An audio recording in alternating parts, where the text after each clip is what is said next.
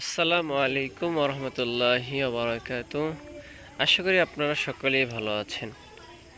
বন্ধুরা, আপনারা যে ভাইটিকে দেখতে পাচ্ছেন যে মধুর বাসা থেকে মধু পোকা ছাড়াচ্ছে, তিনি আমাদের একটি বাঁশঝাড় থেকে আমাদের অজান্তেই অনেক আগে দেখে গিয়েছেন।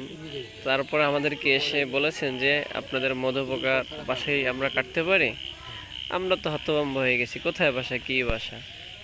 তখন তিনি আমাদেরকে কেটে দেখাইলেন যে এখানে আছে মধুমোকা। তারপরে আমরা বললাম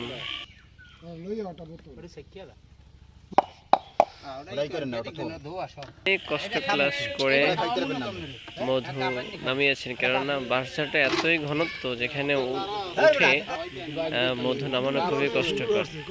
আর বিশেষ করে হলো আপনার তিনি মধু বেশি নামাইতে পারেননি, এই জন্য ওখানে অনেক বাঁশ ঝাড়ের টুনির মধ্যে বাসা তৈরি করছে, যার কারণে সেখান থেকে কেটে আনতে তিনি খুবই কষ্ট হয়েছে তার। অনেক গ্রাহক বসে রয়েছে, যে অনেকেই বসে আছে তারা মধু নিবে। আমাদের আশরাফ মোল্লা ভাই তিনিও নেওয়ার জন্য আসছেন, তিনি হয়তো 1 কেজি মধু নিয়েছেন।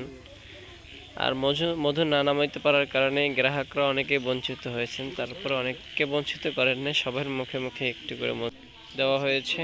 মধু হলো প্রাকৃতিক রহমত, যা আল্লাহর পক্ষ থেকে বান্দাকে বিশেষ দান।